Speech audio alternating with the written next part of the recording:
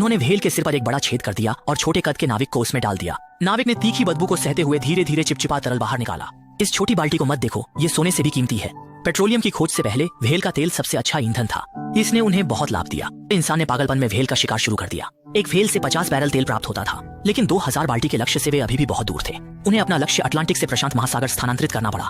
हालांकि 1 महीने प्रशांत महासागर में नौकायन करने के बाद भी उन्हें कुछ नहीं मिला। खाना खत्म हो गया, इसलिए वे एक छोटे द्वीप पर गए जहां उन्होंने व्हेल के तेल के बदले गांव वालों से खाना लिया। जब वहां उन्होंने एक अनुभवी कप्तान से मुलाकात की।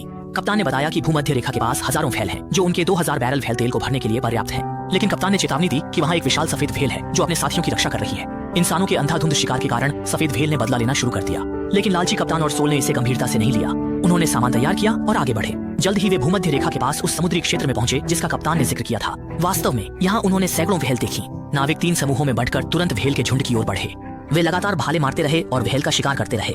जब सोल कार्रवाई करने वाला था, एक विशाल व्हेल ने उनकी छोटी नाव को पलट दिया। ये वही सफेद व्हेल थी जिसका कप्तान ने जिक्र किया। सभी लोग डर से कांपने लगे। इस भयानक विशालकाय के सामने सोल भागने के बजाय इस सफेद व्हेल का शिकार करना चाहता था, और सफेद व्हेल ने भी उन्हें नहीं बख्शा। सीधे उनकी बची हुई नाव पर हमला कर दिया। नाव का ढांचा टूट गया और पानी भरने लगा।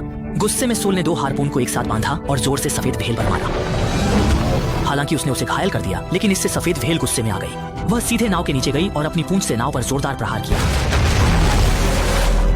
सफेद व्हेल रस्सी के साथ तेजी से गहरे समुद्र में तैर गई। विशाल शक्ति ने तुरंत रस्सी को कस दिया।